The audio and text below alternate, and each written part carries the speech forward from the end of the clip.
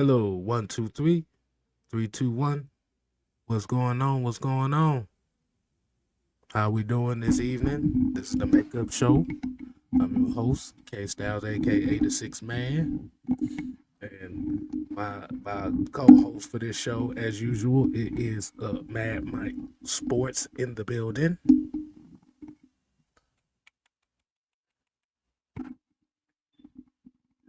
I guess Cat's got his tongue on this one. I want to see if anybody can hear me.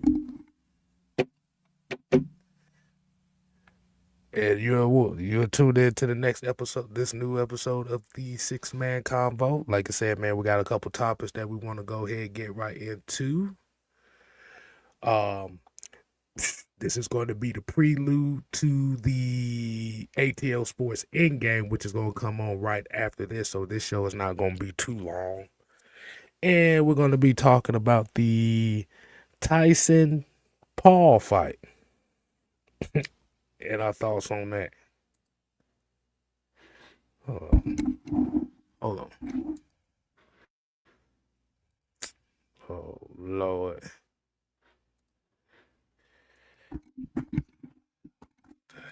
Yeah.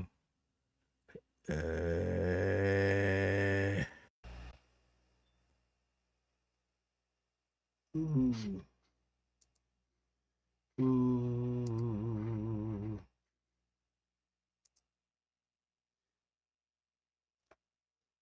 Weigel.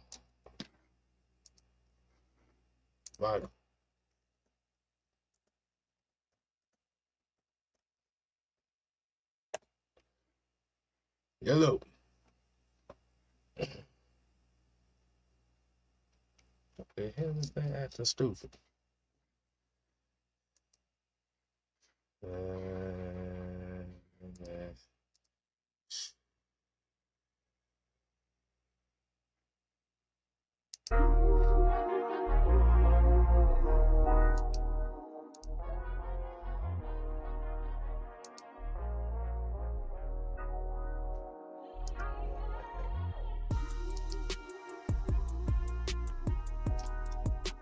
Why can't nobody?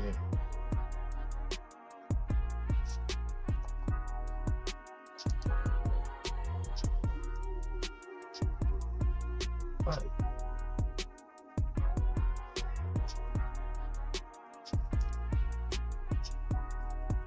Fight.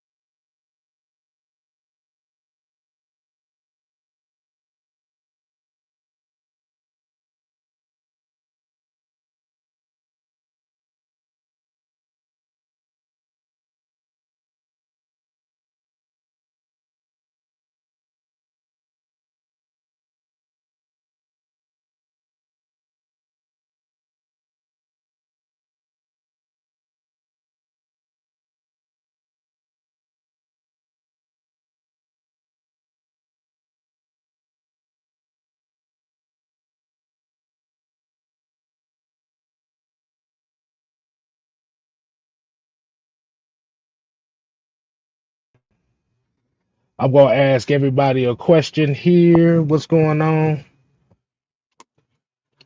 everybody? How y'all want to start this up?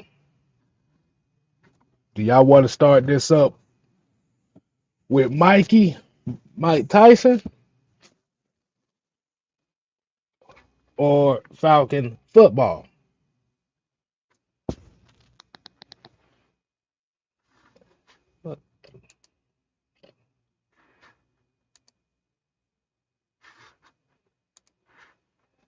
Lord,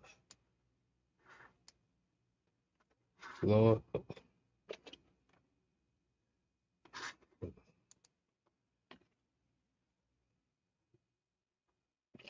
Jesus.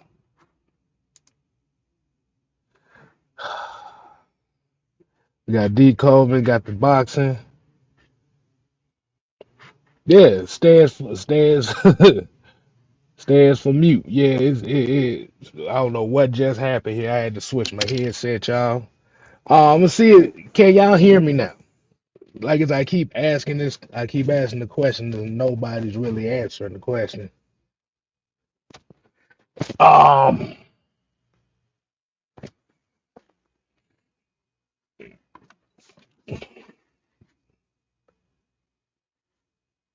so I need a thumbs up if y'all can hear me. Okay. All right. I appreciate you. I apologize for that. Um, let's see. So y'all do want to start off with the boxing thing tonight.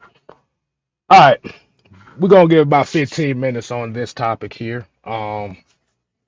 As y'all already know, about 9 o'clock tonight, they've been hyping this fight up.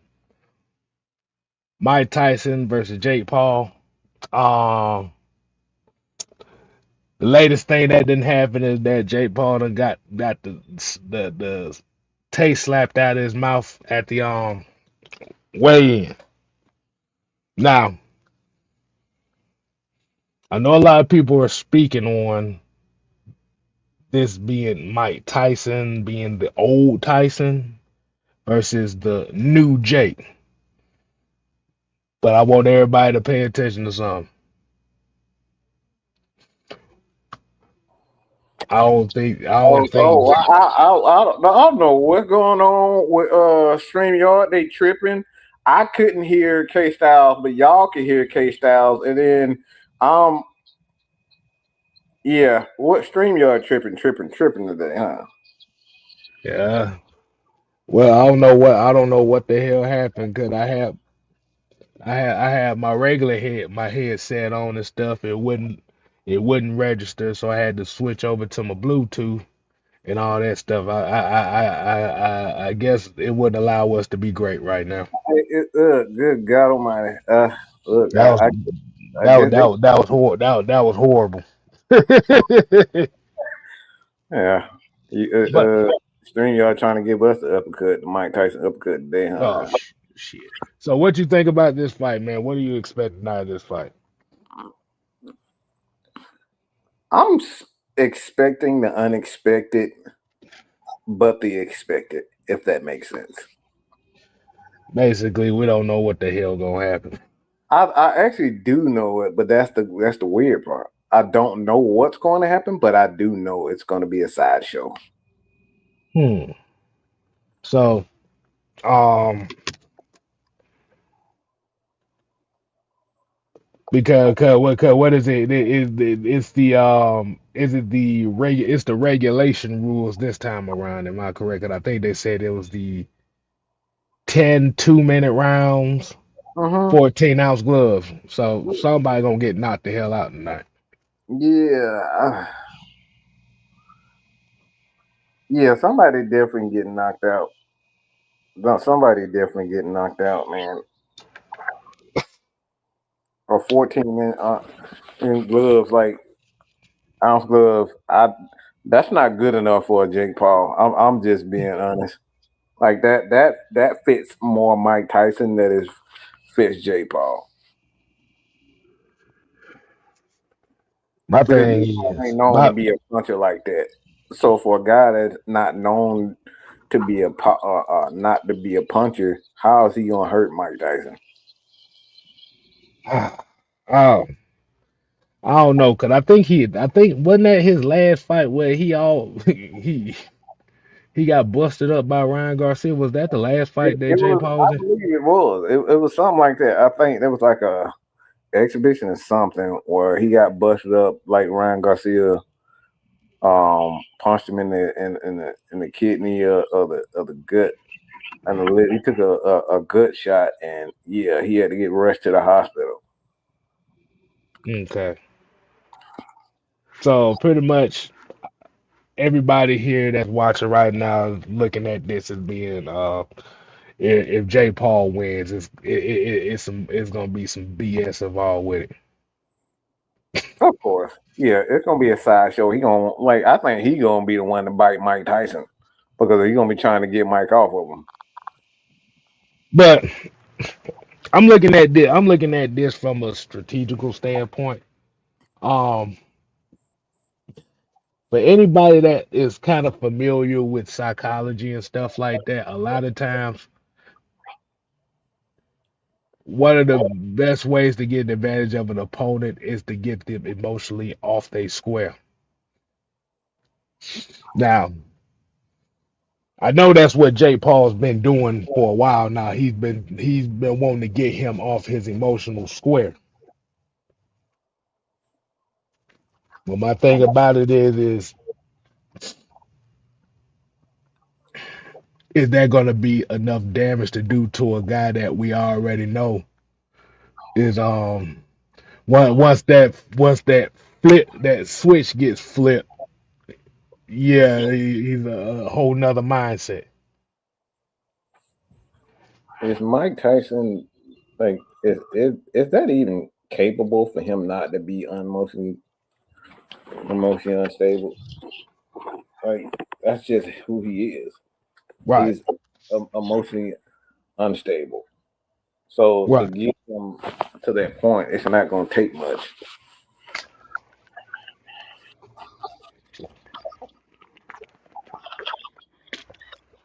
But what I mean by that is try to get him to go for that KO punch early.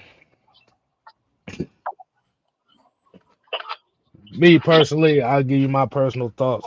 I hope Mike Tyson knocks him the hell out. I really want his head to roll. I would literally smile if I see his head roll. I would be mad at all. 'Cause one thing I don't like is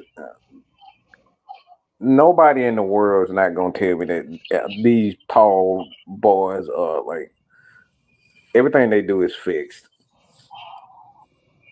Like you're not gonna tell me that a guy who has like very little professional fight training can beat up MMA fighters like it's nothing. Like get the ebb and living fuck out of my face. Me and K Style, we follow not only martial arts but boxing and combat sports. You know, maybe not more. You know, as more than most people, but like we know martial arts, mixed martial arts. These guys are incredibly trained, not only in martial arts but in hand-to-hand combat, aka boxing. And he's going out, he's knocking these guys out like it's nothing. Like that's not real. It's not real. These guys are literally, you know, getting X amount of money to take a dive. So I don't believe any like to see him get hurt, to get see him get knocked out. Yeah, I would love it. Okay. Okay. Um, he called me here and said Mike ain't getting knocked out, but he ain't finishing this fight. Um, I mean, who told? Why you say that? Why you say he's not getting? Why he's not finishing this fight? Who say he can't do it? Have like you have any evidence to say he can't do it because he's uh, 58? I know some 58 guys who run 10 miles. I can't even run 10 miles. Right.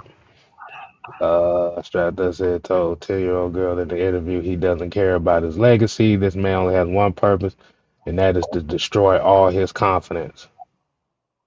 Mm, yeah. We're gonna see how this is gonna unfold. Like I said, it's gonna come on later on tonight. So I don't know because they said John Jones fighting this weekend too. So Yeah, this is gonna be a nice weekend. It's gonna be a nice weekend. this could be his. He's alluding to the fact that he might be retiring after this fight. Hey man, some folk gotta hang it up. Right, people said Mike is more focused than ever.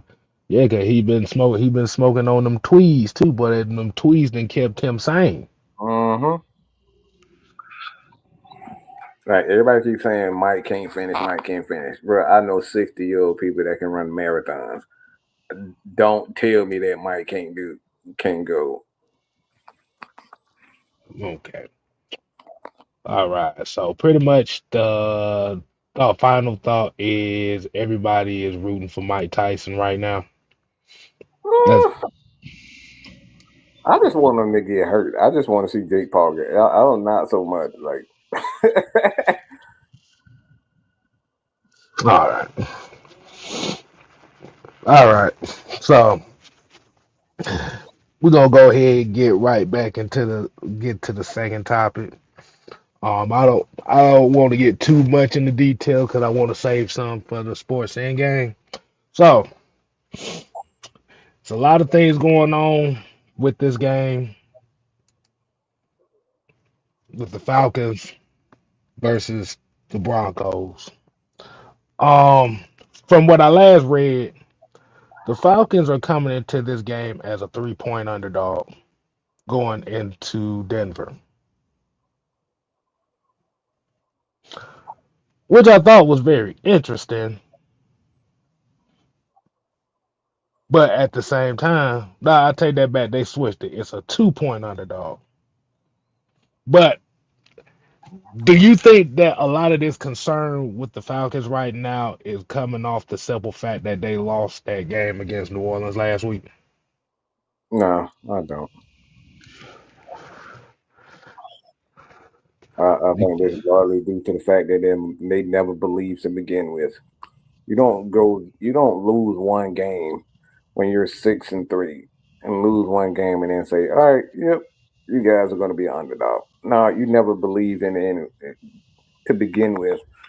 So like all this now is the Falcons are who we thought they were, and basically it's like, all right, we they were forced to like us. You know what I mean? Like they were Mhm. forced to like the Falcons. Like you didn't believe them. The only reason why y'all was even because they was winning, giving us any praise because they was winning. Hmm. How you lose one game and then say, "Yep, we the underdog" to a team that's not that great to begin with. It's not like the Broncos or an elite team. They're off. They're offensive. Like I said on the heavy hitters, it's the tale of two teams. You have the Falcons, who are explosive offensively but lackluster defensively, versus the Broncos team that's lackluster offensively Mm-hmm. and very stout defensively. Right. So that's why I think it's them just never believing in the Falcon. They were forced to believe in them because they were winning. Mm, mm, mm, mm. Oh, It's like having a girl, a sugar mama for tax season, or a sugar daddy for tax season. You oh, only you, love it because it's tax oh, season. oh, oh, you talking about tax bay? Yeah, I know Yeah, about. Yeah, we tax know about tax. baby.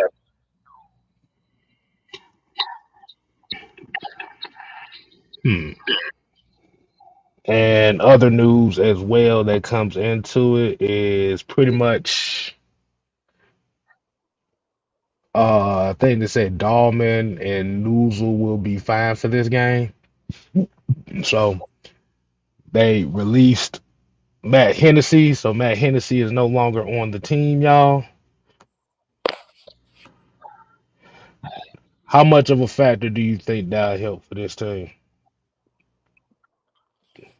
A factor for no Hennessy and Dahlman. Not Hennessy, Hmm. Dahlman. Yeah, I mean, I think the offensive line in itself, especially in the running game, is going to be elite. If Dahlman gets back. If he's back, the run game is going to be elite. Like Noozle is more so a pass protector than he is in a running game. How he has improved, he is he's been a bit more consistent, but Dahlman is an elite run blocker. So yeah, it's gonna get nasty. It's gonna get nasty for them if Dahlman is back 100%. To combine that with a team, a running back crew like Bijan and Tyler, yeah, it's gonna be nasty. right. Southside here said I was shocked to find out the Broncos have the number five ranked offensive line. Hell, for as much money as they spent on that offensive line, it better be up there. But the thing about it is, offensively, they're not really a great offensive team because they got So, inconsistencies in the run game, and uh-huh. you know, So I don't look into that rank. That ranking pretty much means mm, nothing if you're not ranking high in pass or run. So it's basically you're not doing enough to be ranked poorly. That's essentially what the Broncos are. They're not giving up sacks. They're not moving the ball, but they're not giving up sacks. So it's like, all right,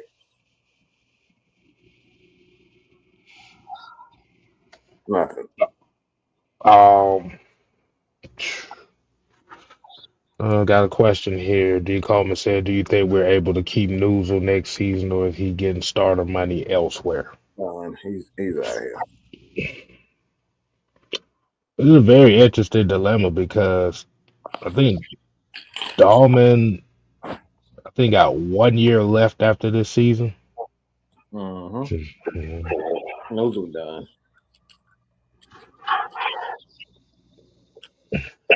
Yeah, so they're gonna have to make the decision Mm-hmm. between Dahlman and Newsome. So, like I said, I have no clue where they're gonna go with that.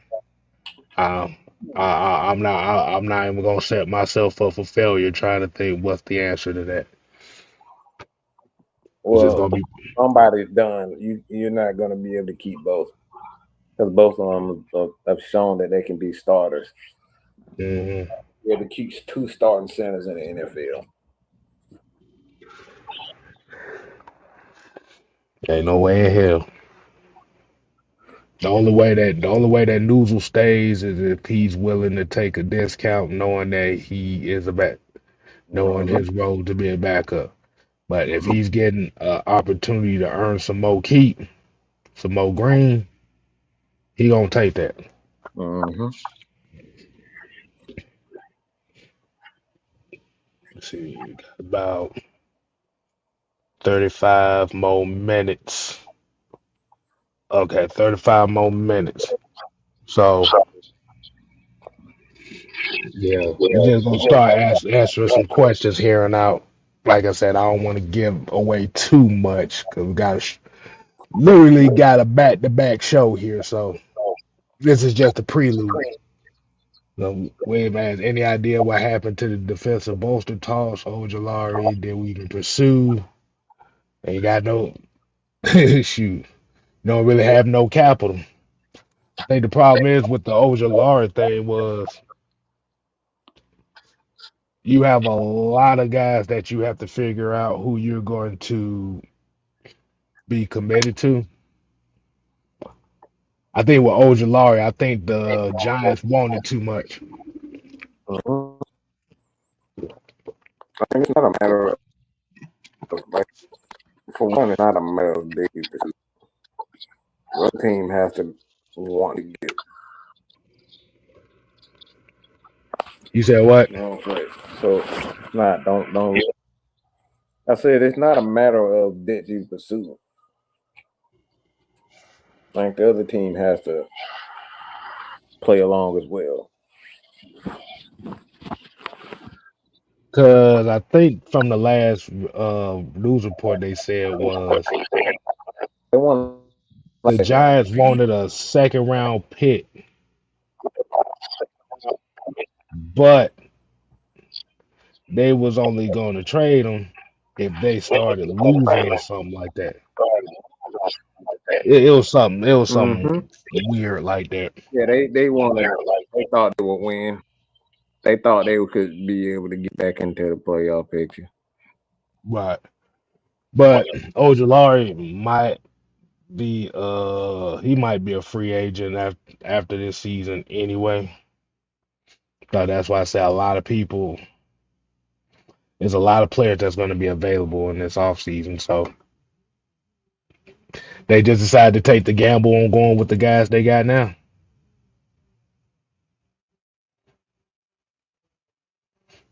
There ain't nothing more I can really say on that. Mm-mm. Which is so how do you feel? How do you feel about that, Mike, as far as them taking that chance on them sticking with the guys they got?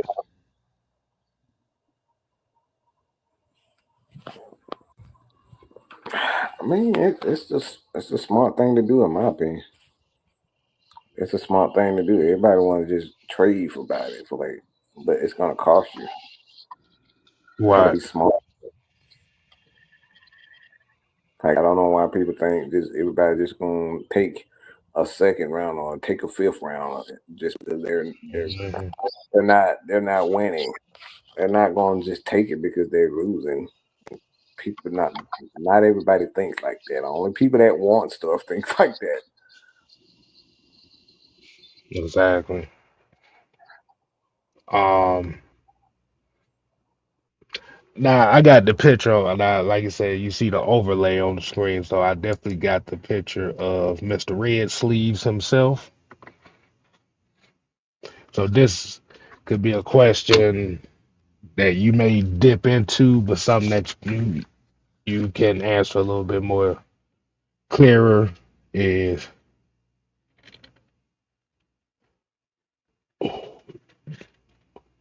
what is it going to have to take for Judon to make an impact for this upcoming game?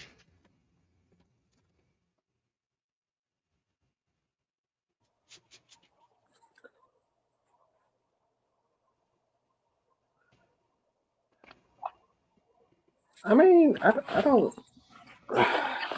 I really don't know the answer to that because we just don't not getting help. Like I can't just point the finger at Julian because guys like Ebikidi are not like they're not consistent. So like for me, like Judon is playing, and I've talked to several people, several analysts, fans, and they all come to the conclusion just looking at the film, and it's like Judon is getting doubled. So the expectations for Judon, he's not living up to them. But like if you got street trash next to Not you, street trash. yeah, you got street trash. Like that's what they're playing like. They're playing like street trash. Now you playing with street trash, so it's like I can't put it all on Judon. I think this has to be I think this has to be a group effort to get after the quarterback, so Judon can be Judon. But like when we got guys like um, David Onyemata and these guys up front, now we short Taquan Graham. Like we have a lot of guys that's in and out of the lineup. So and long the short and in short, I would just say like the group in itself, the defensive line, the front four, the front seven, they have to play together in order for Judon to get sacks.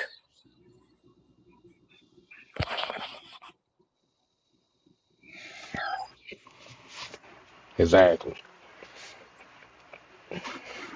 But like I said, it just comes back. It just comes back at the end of the day what you said. Oh, what's going on, Christy? Yeah, she said Falcon Friday. The D Coleman said, yeah, you gotta start winning the one on ones. That's what you've been preaching for the last few weeks. You don't win those one on ones, yeah, we still gonna have the same problems.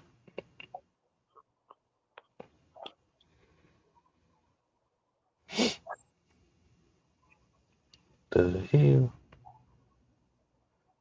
My bad. I just went through my phone looking for some information. I done seen some stupid stuff that I ain't Uh, need to see. Yeah. I ain't gonna. I'm not gonna mention what I saw, but thing is hilarious. uh, Oh my god. Yeah, all this Mike Tyson stuff is popping up now. it's everywhere. It's literally everywhere. Yeah. Oh my god. So that's the new trend on online now is 80s club approach. Goddamn, everybody, their mama doing this shit now. I'm I, gonna just mind my business I'm gonna on just that. leave that. I'm gonna just leave that alone. I don't even know what that's about. Um, got something else here. I didn't want to be labeled a naysayer, but there's a lot of leaders. Maybe yeah. William here said that maybe he just hasn't found his role yet. I mean, he said that I at the beginning of the year. He said that at the beginning of the year. mean, yeah, you still gonna have to find what you need to find. But like you said, the one thing that makes it easier for a lot of guys is if you have that running mate Yeah. either in the middle or on the other side that can alleviate that. So what's essentially going on is you got Grady getting doubled and you got Judon getting doubled, and it's not making a difference for nobody. Mm-hmm. Now, this may be the first game we see Brandon Doyless play, and maybe, man, like you said, if Doyless comes in right away and he be that interior pressure guy that everybody saw him as coming out of Oregon, maybe that could be something that could open up for Judon or Mm-hmm. open it up for Grady.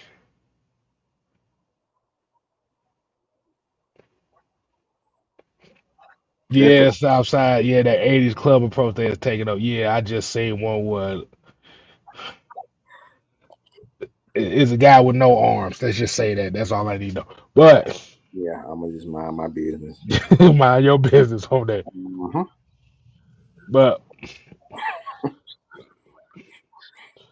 But but they have to get a lot more out of everybody else. Cause hell, somebody put up a stat that is telling that Vic B, like I said, we haven't had a guy get over 8 sacks on this team since Vic Beasley in 2018.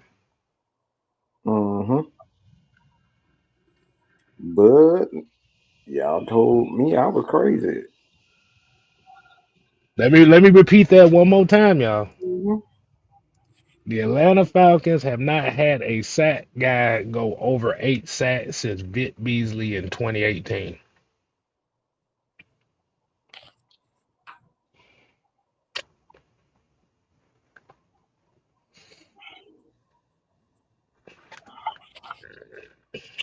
If you can see my face, I'm like, It's not surprising to me. Lord. That's tough.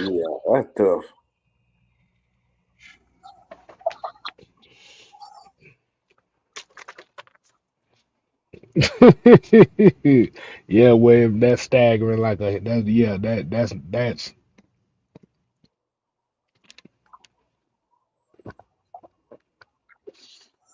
oh, he said 2019. It was 2019. I got correct. It was 2019. No, that ain't no better. What you mean? Hey, I gave him 1 extra year. Hmm. But the crazy thing is the previous season, last season, this team was in the middle of the league in sacks, so it was a collective effort.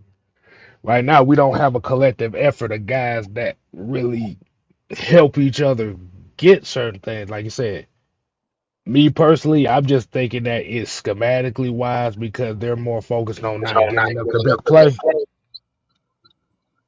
But the thing is, now you have a fan base and you're having media personnel that's getting kind of impatient about them not really getting the quarterback to the ground.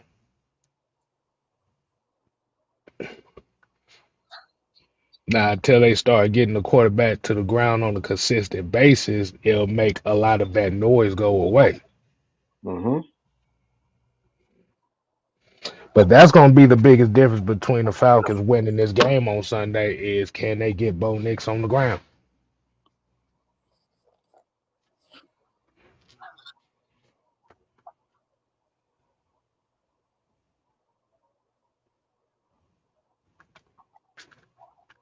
And that's going to be that's going to be by one key to victory for this game for the Falcons against the Broncos. Get the quarterback on the ground. Mm-hmm. He said, I get the philosophy behind the scheme, but the shit is soft. It's only soft because you can't get pressures or quarterback hits with your front four. Mm-hmm. You gotta be able to affect the quarterback. If you're not affecting the quarterback, everything looks soft with the secondary. hmm That's why it has to be consistency. You're gonna have to look at it as the 3 tiers of the defense because, like you said, because I think this game we're gonna see a lot more Zach Harrison and Brandon Doylis and stuff like that. Mm-hmm. The the biggest issue right now is you have, like you said, you have that linebacking core that's not really they're one dimensional. You have a defensive line that's trying to find itself. So as of right now, the very weakness that a lot of people thought the Falcons defense was going to be is actually their biggest strength right now, which is Mm-hmm. its secondary.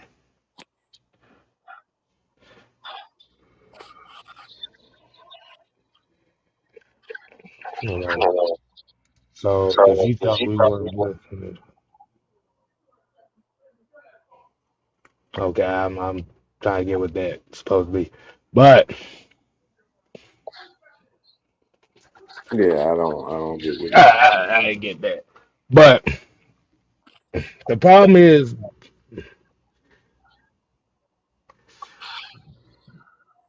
they don't really they blitz them, but like I said, but Mike, you may say it better than I say it. 'Cause you've been saying this.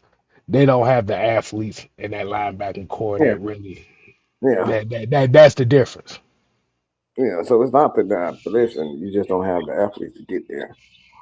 Like delayed blitzes look so much better when Debo is running it versus Nate Landman. Mhm. Right. 'Cause I forgot when. when Raheem Morris was in LA, because that was because everybody judging him on that when they won that Super Bowl. Mm-hmm. You had to look at that defensive front seven because I'm trying to remember who was the middle linebacker on that damn team. Let me see.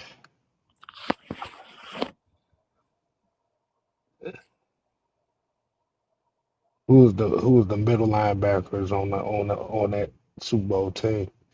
Um, but they had athletes everywhere.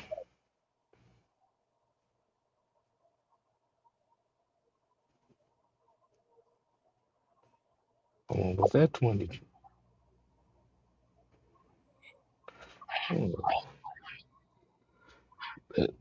2021? 2021, I meant. Let me see. My bad. 2021. Okay, let's see. Who was some of the interior linebackers over there? I can't see.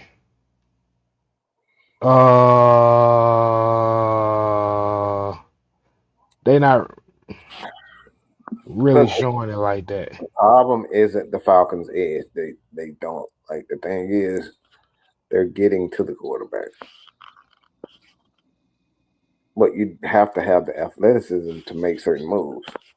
Now that's what I'm saying. I'm looking at who are the I'm interior talking to linebackers. people in the chat. I'm talking about people Oh, in the chat. Like everybody okay. keeps saying, it's like it's the edge. No, we have guys that they get. The thing is, when you only have one guy, and that one guy, his skill set is better suited for to play off of guys. We got a lot of guys that are better off playing off of the athletes. That's why you need that super athlete. You need a super athlete on every team.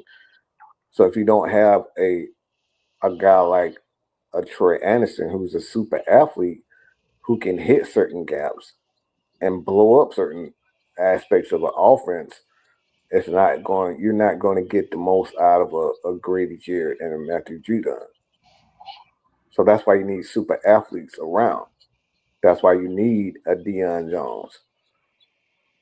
You can get away with certain things with Deion Jones versus having a Keanu Neal who really doesn't have a lot of speed, but he can knock hell out of you. Like that's why you can get away for with certain schemes and coverages. Yeah, looking Because at that. those guys can get into those gaps that other players can't. Looking at the damn numbers they had. Yeah, their interior linebackers wasn't shit. Well, I ain't They gonna say were wasn't shit, but they weren't. most of their plays were made by the safeties. Mm-hmm. So the question now is if he went from LA to where they were aggressive with their safeties, and now we're being more conservative with ours, that's a conflict of interest.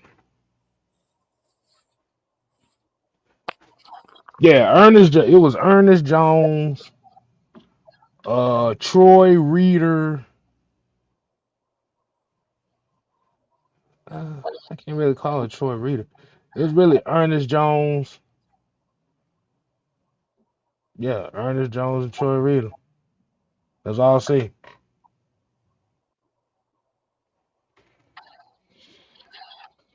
They said Von Miller. But like you said, their leading tacklers were their safeties. So that's where the aggressive side comes in at. They were well, like you said, they wasn't worried about you trying to beat them deep. So Mike, I think we're coming up on a problem here. We're coming up on a problem.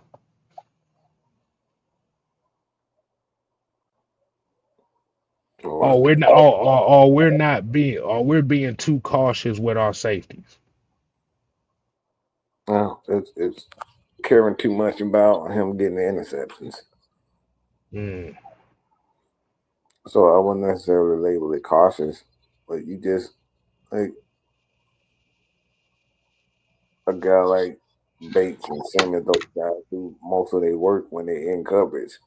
So like if they are in coverage most of the time. Like, why bring them up?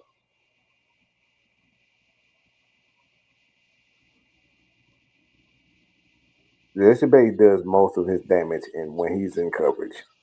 So that's their way of thinking. You're gonna keep him in coverage so he can do most of his damage. Hmm. Hmm. So it's just like taking Steph Curry off the 3-point line. You know what I'm saying? Like, why would I take Steph off the 3-point line when he's a 3-point shooter? Well, why not? We need to put Steph Curry on the low block and let him back Mhm. down and drop step hook floater. Why not? And not that, but that's what Steph knows. Steph knows to do those things, but sometimes coaches outthink themselves. Right, right. So we got a bye week after this game. So this game, then we're gonna end it off on here. Then we're gonna pass it off for one. But they're gonna need to win this game because you don't want to go into a bye week losing two in a row. It's gonna be a bunch of crime. And I don't want to deal with a whole bye week of that. So Falcons, y'all better handle y'all damn business and win this game. And I ain't trying to hear this. I ain't trying to hear that for a whole bye week.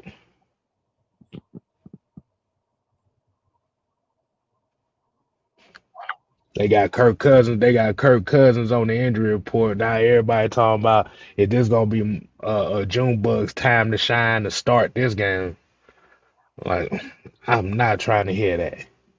Mm-mm. But we're gonna go ahead and end it. Like I said, man, we apologize for the early technical difficulties. Like I said, some folk don't want us to be great, but we're gonna pass it off to the ATL Sports end game.